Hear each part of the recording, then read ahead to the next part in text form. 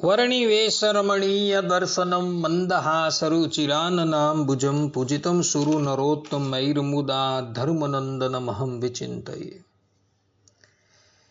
असतो मा षड्गमय तमसो मा ज्योतिर्गमय मृत्युर्मा अमृतं गमयः।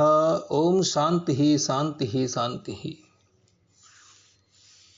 अस्मद्गुरु समारंभां नाथयामुन मध्यमां लक्ष्मी वल्लभ पर्यंताम वंदे गुरु परंपरा। આજની જ્ઞાન સભાની અંદર પધારનારા બધા જ ભગવત ભક્તોને વેદાંતાચાર્ય પુરાણ ઇતિહાસાચાર્ય એમએ ફિલોસોફી શાસ્ત્રી રાકેશભાઈના હિતપૂર્વક જય સ્વામિનારાયણ। ભક્તો, આજની આ જ્ઞાન સભાની અંદર આપણે બધા શિક્ષાપત્રી શ્લોક 31ની સ્પષ્ટતા શ્રવણ કરીશું। તો બધા જ શ્રોતાગણો આ પ્રવચન એકાગ્ર મને કરીને શ્રવણ કરે। ભગવાન સ્વામિનારાયણ શિક્ષાપત્રીના 31મા શ્લોકની અંદર કહે છે કે યદ ઔષધમ ચ સૂરયા સંપૃક્તમ પલલેન વા અજ્ઞાત વૃત્ત વૈદ્યેન દત્તમ ચાદ્યમ ન તત્ક્વચિત। અર્થાત કે જે ઔષધ દારૂ તથા માંસ તેણે યુક્ત હોય તે ઔષધ ક્યારે ન ખાવું, અને વળી જે વૈદ્યના આચરણને જાણતા ન હોઈએ તે વૈદ્યે આપેલું જે ઔષધ તે પણ ક્યારેય ન ખાવું। આ પ્રમાણે ભગવાન સ્વામિનારાયણે પોતાના સમસ્ત આશ્રિતોને ઉપદેશ આપેલો છે। કહેવાનું તાત્પર્ય એ છે કે જે ઔષધની અંદર મધ્ય, માંસ, લસણ, કાંદા ઇત્યાદિક અભક્ષ્ય વસ્તુ નાખવામાં આવેલી હોય એવી ઔષધિ ક્યારેય પણ ગ્રહણ કરવાની નથી। કારણ કે એવી ઔષધિ ગ્રહણ કરવાથી મનુષ્ય પોતાના દ્વિજત્વ પરથી અર્થાત કે પોતાના ધર્મમાંથી ભ્રષ્ટ થઈ જાય છે। માટે જે ઔષધની અંદર મધ્ય છે, માંસ છે, લસણ છે, કાંદા છે, એવી અભક્ષ્ય વસ્તુ આવતી હોય એવી ઔષધિ ક્યારેય પણ ગ્રહણ કરવાની નથી। આ સંબંધની અંદર મહાભારતના આદિ પર્વ અધ્યાય 76ની અંદર એક કથા આવે છે। એ કથા આત્મસાત કરવા યોગ્ય છે।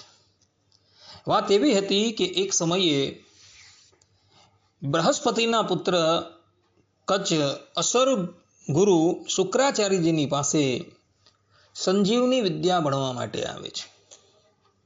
આમ તો શુક્રાચાર્ય એ દૈત્યના ગુરુ છે અને બૃહસ્પતિ દેવતાઓના ગુરુ છે, એટલે બંને વચ્ચે અતિ સુદૃઢ વેર। પરંતુ બૃહસ્પતિના કહેવાથી એનો પુત્ર કચ્છ શુક્રાચાર્યજીની પાસે વિદ્યા ભણવા માટે આવ્યો, એટલે શુક્રાચાર્યજીએ કચ્છને આવકાર આપ્યો અને કહ્યું કે ભલે તું મારી પાસે રહે અને સંજીવની વિદ્યા ભણ। હવે દેવગુરુ બૃહસ્પતિનો પુત્ર કચ્છ શુક્રાચાર્યજીની પાસે વિદ્યા અભ્યાસ કરે છે એ વાતની ખબર અસુરોને પડી ગઈ। એટલે અસુરો મનોમન વિચાર કરવા લાગ્યા કે કચ્છ ગુરુદેવ પાસેથી સંજીવની વિદ્યા ભણી લેશે તો એ આપણે માટે ખૂબ હાનિકારક થશે, પછી દેવતાઓને હરાવવા મુશ્કેલ થઈ પડશે। એટલે એઓએ મનોમન નક્કી કર્યું કે આપણે કચ્છને મોતને ઘાટ ઉતારી દઈએ। આ પ્રમાણે નક્કી કરી એક દિવસ કચ્છ વનની અંદર ગાયો ચરાવવા માટે ગયો હતો। ત્યાં પેલા અસુરો આવે છે અને કચ્છને મોતને ઘાટ ઉતારી એના ટુકડે ટુકડા કરી જંગલી પશુઓને ખવડાવી દે છે। આ તરફ સાયંકાળ થઈ ગયો, પરંતુ ગાયોનું ગણ આશ્રમમાં આવી ગયું અને કચ્છ આશ્રમમાં આવ્યો નથી। એટલે શુક્રાચાર્યજીની પુત્રી દેવયાનીને કચ્છની ફિકર થવા લાગી। એણે પોતાના પિતાને બધી વાત કરી અને કહ્યું કે પિતાજી, મને લાગે છે કે કોઈક વ્યક્તિએ કચ્છને મોતને ઘાટ ઉતારી દીધો હશે, માટે આપ સંજીવની વિદ્યાનો પ્રયોગ કરી કચ્છને જીવિત કરી દેવું. આ પ્રમાણે જ્યારે દેવયાનીએ કહ્યું એટલે શુક્રાચાર્યજી સંજીવની વિદ્યાનો પ્રયોગ કરી કચ્છનું આવાહન કરે છે. એટલે કચ્છ સજીવન થઈ ગુરુદેવની પાસે આવે છે અને એમને બધી વાત કરે છે. અસુરોને જ્યારે આ વાતના સમાચાર મળ્યા કે આપણા ગુરુદેવે કચ્છને પુનઃ સજીવન કરી દીધો છે, એટલે એ લોકો પુનઃ કચ્છને મારવાનો અવસર જોવા લાગ્યા અને એ અવસર એ લોકોને મળી ગયો. પુનઃ એ લોકોએ કચ્છને મોતને ઘાટ ઉતારી દીધો અને આખો એને પીસીને એનું ચૂર્ણ સમુદ્રની અંદર નાખી દીધું. પુનઃ શુક્રાચાર્યજીને આ વાતની ખબર પડે છે, એટલે સંજીવની વિદ્યાનો પ્રયોગ કરી કચ્છને જીવિત કરી દે છે અને એને પોતાની પાસે બોલાવી દે છે. અસુરોએ જોયું કે કચ્છ ગુરુદેવની કૃપાથી પુનઃ સજીવન થઈ ગયો છે, એટલે આ વખતે એ લોકોએ કચ્છને પકડી એને જીવતો બાળી દઈ એની રાખ હતી એ રાખની અંદર વિવિધ પ્રકારના પેય પદાર્થની સાથે મદિરા પણ મેળવી એ પીણું લઈ એ લોકો શુક્રાચાર્યજીની સન્મુખ ઉપસ્થિત થયા અને ગુરુદેવ પ્રત્યે બોલ્યા કે ગુરુદેવ, અમે લોકોએ એક પેય પદાર્થ બનાવેલો છે અને પેય પદાર્થ સર્વપ્રથમ આપ જ ગ્રહણ કરો. આ પ્રમાણે કહી એવો એ પેય પદાર્થ ગુરુદેવને આપ્યો અને ગુરુદેવ એ પેય પદાર્થ પાન કરી ગયા અને પાન કરવાની સાથે એવો કચ્છની રાખને પણ પોતાના ઉદરની અંદર સમાવિષ્ટ કરી ગયા. પેલી બાજુ અસુર લોકો અત્યંત પ્રસન્ન થયા અને મનોમન પ્રસન્ન થતા વિચારવા લાગ્યા કે હવે તો કચ્છ ગુરુદેવના ઉદરમાં જતો રહ્યો. કદાચ ગુરુદેવ સંજીવની બુટ્ટીનો પ્રયોગ કરે તો એણે ગુરુદેવનું જ ઉદર વિદીર્ણ કરીને બહાર આવવું પડશે. એટલે ગુરુદેવ આમ તો કરવાનું નથી. પેલી તરફ કચ્છ આશ્રમમાં આવ્યો નથી એટલે દેવયાનીને ચિંતા થવા લાગી. એણે પોતાના પિતાને વાત કરી એટલે શુક્રાચાર્યજીએ સંજીવની વિદ્યાનો પ્રયોગ કરી કચ્છનું આવાહન કર્યું. ત્યારે કચ્છ શુક્રાચાર્યજીના ઉદરમાં રહેતા થકા બોલ્યો કે ગુરુદેવ, હું તો તમારા ઉદરની અંદર છું. અસુરોએ મને જીવતો બાળી મારી રાખને મદિરામાં મેળવી તમને પાન કરાવી દીધી છે. ત્યારે શુક્રાચાર્યજી બોલ્યા કે વત્સ, હવે એક કામ કર, તું મારા ઉદરની અંદર જ રહ્યો થકો સંજીવની વિદ્યા ભણી લે અને જ્યારે તું આ સંજીવની વિદ્યા ભણી રહી એટલે મારું ઉદર ફાડીને બહાર નીકળી જજે અને એ વિદ્યાના પ્રતાપથી તું મને પણ જીવિત કરી દેજે. આ પ્રમાણે જ્યારે શુક્રાચાર્યજીએ કહ્યું ત્યારે કચ્છ કહે છે કે ભલે. અને પછી કચ્છ ઉદરમાં રહેતો થકો જ બધી વિદ્યા ભણી લે છે અને વિદ્યા પૂર્ણ થયા બાદ એવો શુક્રાચાર્યજીના ઉદરને વિદીર્ણ કરીને બહાર નીકળે છે. ઉદર વિદીર્ણ થઈ ગયું એટલે શુક્રાચાર્યજી મૃત્યુ પામ્યા અને કચ્છ સંજીવની વિદ્યાથી શુક્રાચાર્યજીને જીવિત કરી દે છે. તે સમયે શુક્રાચાર્યજીએ એક નીતિ બનાવેલી છે. શુક્રાચાર્યજીએ જે નીતિ બનાવેલી છે તેનું વર્ણન મહાભારતના આદિ પર્વ અધ્યાય 76 શ્લોક 67 ની અંદર જોવા મળે છે. શુક્રાચાર્યજી નીતિ બનાવતા કહે છે, યો બ્રહ્મણોદ્ય પ્રભુતિ ક્વચિત મોહાત સુરામ પાસ્યતિ મંદ બુદ્ધિ અપેત દર્વા બ્રહ્મા ચૈવ સસ્યાદ અસ્મિન લોકે ગર્હિત સ્યાદ પરેચ. અર્થાત કે આજથી આ જગતનો કોઈ પણ મંદબુદ્ધિ બ્રાહ્મણ અજ્ઞાનથી પણ મદિરાપાન કરશે તે ધર્મથી ભ્રષ્ટ થઈ બ્રહ્મ હત્યાના પાપનો ભાગી થશે તથા આલોક અને પરલોક બંનેમાંથી નિંદિત થશે. આ પ્રમાણે શુક્રાચાર્યજીએ સ્પષ્ટ રૂપે આવી નીતિ બનાવેલી છે કે જે પણ કોઈક મનુષ્ય અજ્ઞાનથી કે જાણી જોઈને પણ મદિરાપાન કરશે એ બ્રહ્મ હત્યાના પાપથી વેષ્ટિત થઈ જશે. માટે જે પણ કોઈક મનુષ્ય ઔષધની અંદર પણ મધ્યમ માંસ આરોગે છે એ પોતાના દ્વિજત્વ પરથી ભ્રષ્ટ થઈ જાય છે અને એને બ્રહ્મ હત્યાનું પાપ લાગે છે. માટે ભક્તો ભૂલથી પણ ઔષધની અંદર મધ્ય કે માંસ ભક્ષણ કરતા નહીં. જે ઔષધની અંદર મધ્ય કે માંસ નાખેલું હોય એવું ઔષધ ક્યારેય પણ ગ્રહણ કરતા નહીં, અન્યથા તમને પણ બ્રહ્મ હત્યા જેટલું પાપ લાગશે.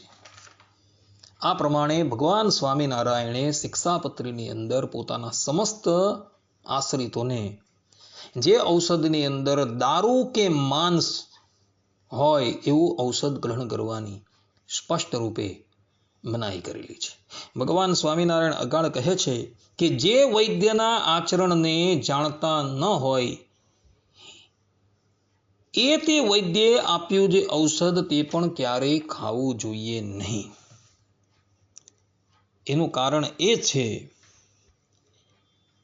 કે ચિકિત્સકોએ આપેલ ઔષધ ક્યારેક પ્રાણઘાતક બની જાય છે. જે ચિકિત્સકને યથાર્થપણે ચિકિત્સા કરતા આવડતી નથી અને એવો એ ચિકિત્સક જો ઔષધ આપે તો એ ઔષધ મનુષ્યને સારા કરવાને બદલે પ્રાણઘાતક બની જાય છે અને અંતે એવા ચિકિત્સકે ઘણું સોસવું પડે છે, એને ઘણું કષ્ટ પડે છે. આ સંદર્ભની અંદર સ્વામિનારાયણ સંપ્રદાયની અંદર એક પ્રસંગ બનેલો છે. એ પ્રસંગ અવલોકન કરવા યોગ્ય છે. હરિચરિત્ર ચિંતામણીની અંદર એક પ્રસંગ આવે છે કે સરદારમાં રહેતા રાજકીય સલાહકાર જ્ઞાતિએ કરીને મુસલમાન એવા બોડા કમાનગાર ઉદ્ધવ અવતાર સદગુરુ રામાનંદ સ્વામીની સાધુતાથી આકર્ષાઈ પોતાના કુળ ધર્મનો ત્યાગ કરી ઉદ્ધવ સંપ્રદાયના આશ્રિત થયા. સદગુરુ રામાનંદ સ્વામી ઘણા આદર્શ સાધુ પુરુષ હતા. એમના સમાગમથી બોડા કમાનગાર ફેલ ફતુરા છોડી ધર્મનિષ્ઠ સજ્જન પુરુષ થઈ ગયા. બોડા કમાનગારને સદગુરુ રામાનંદ સ્વામીના વચનની અંદર પૂર્ણ વિશ્વાસ. આ ઉપરાંત બીજા પણ રામાનંદ સ્વામીના શિષ્ય હતા.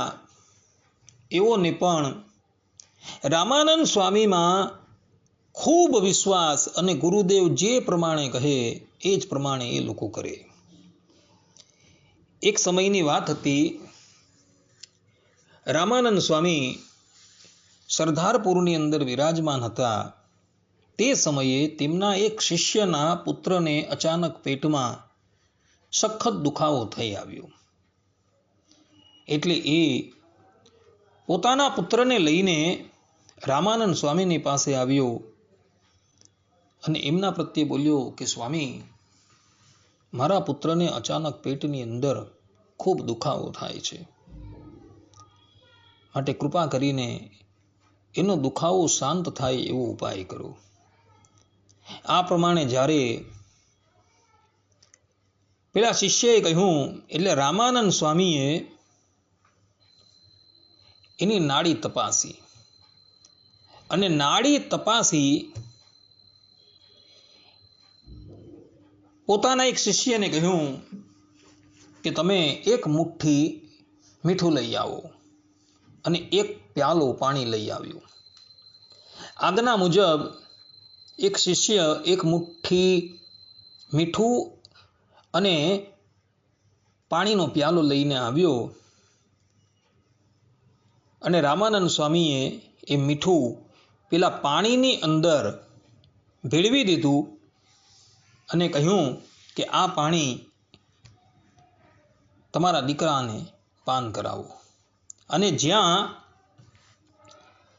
ગુરુ પર શ્રદ્ધા લાવી પેલો શિષ્ય પોતાના પુત્રને મીઠાવાળું પાણી પીવડાવે છે, ત્યાં જ થોડા સમયમાં એનો દુખાવો શાંત થઈ ગયો.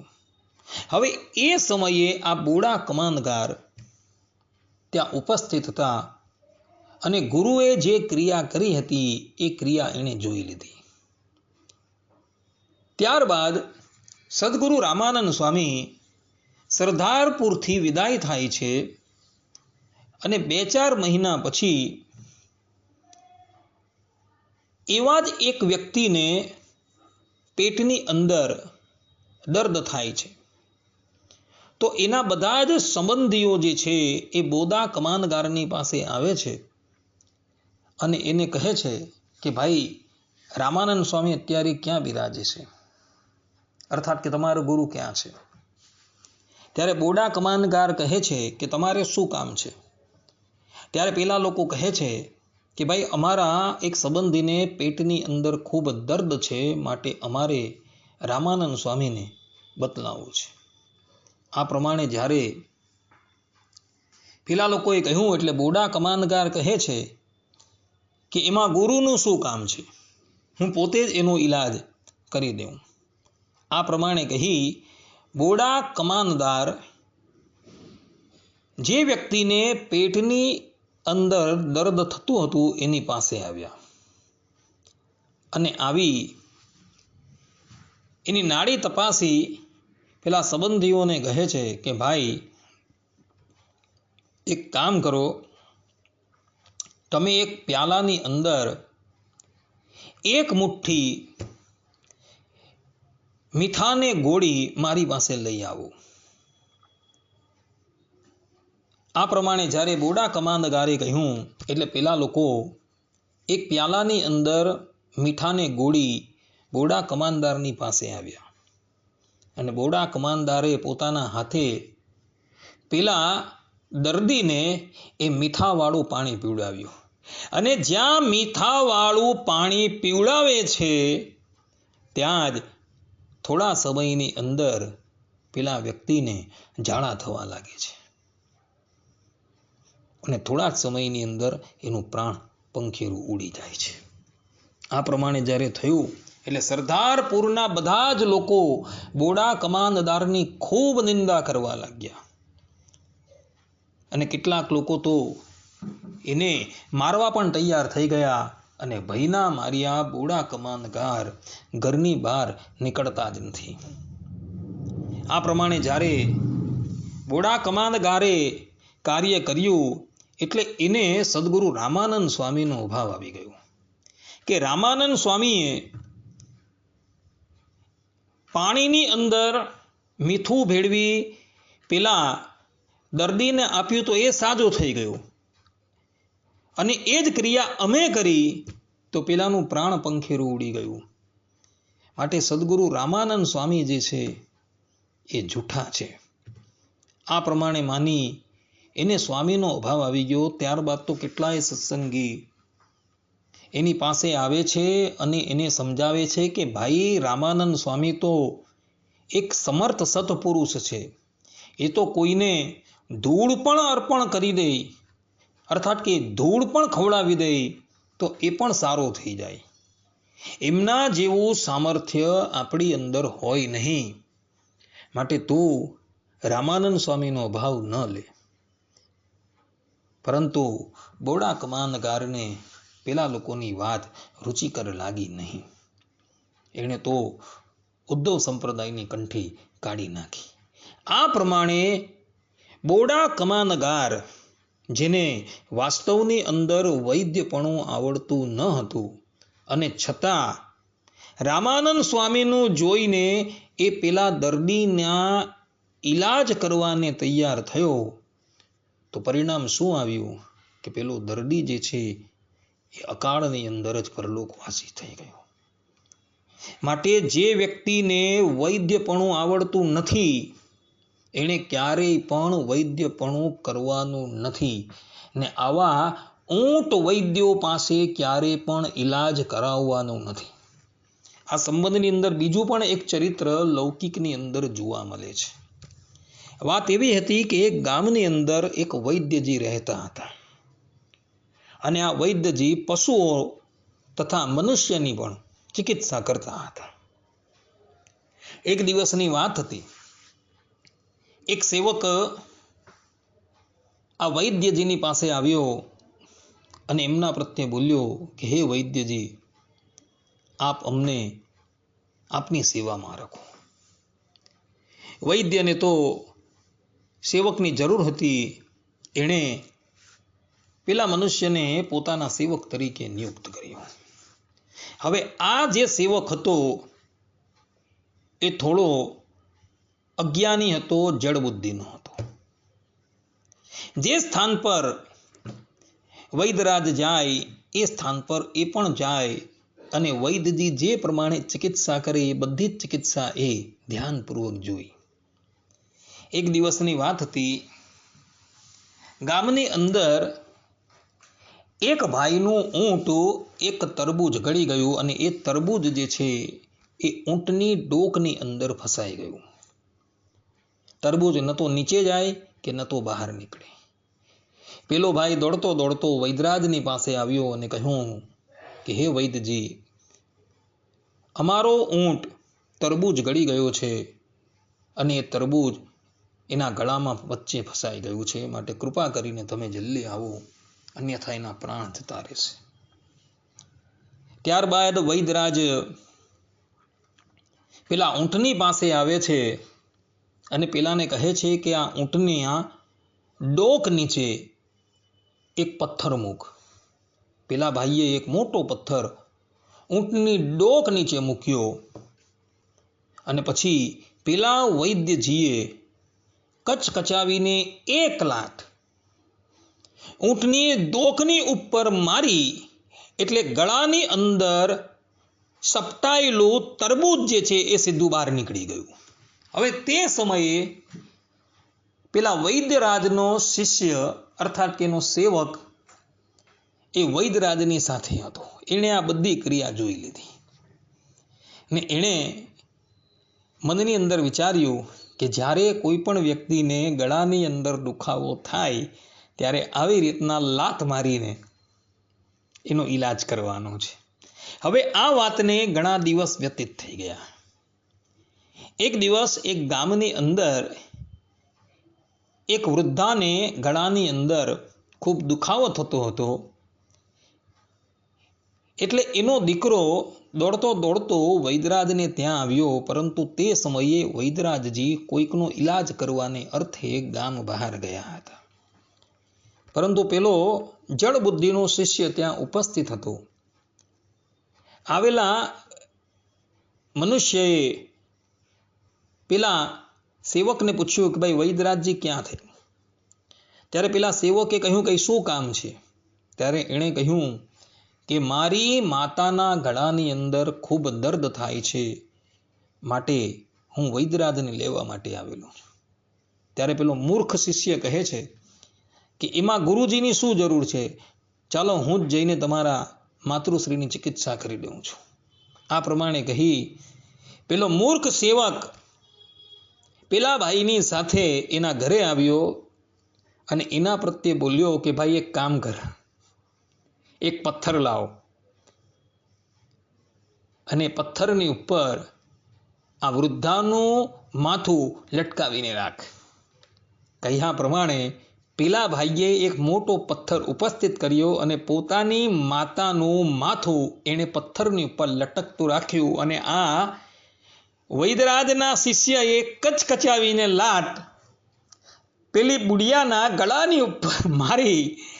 ત્યાં જ પેલી બુડિયાનું પ્રાણ પંખેરું ઉડી ગયું. એના દીકરાએ જોયું કે મારી માતાનું મૃત્યુ થયું છે.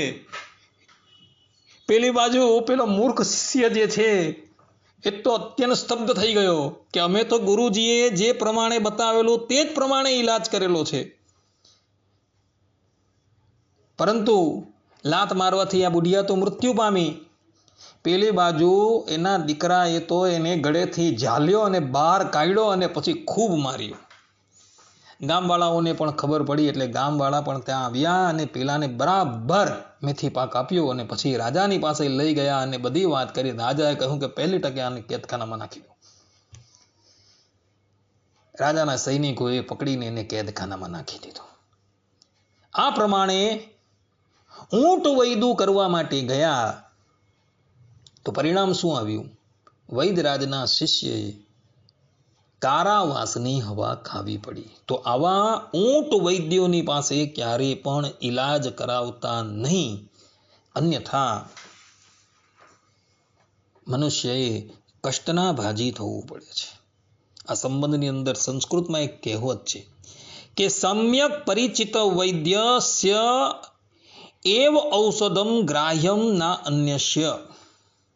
અર્થાત કે સારા પરિચિત વૈદ્યે આપેલું ઔષધ જ ગ્રહણ કરવું, પણ બીજાએ આપેલું નહીં. આ પ્રમાણે સંસ્કૃતની અંદર આવી કહેવત જોવા મળે છે.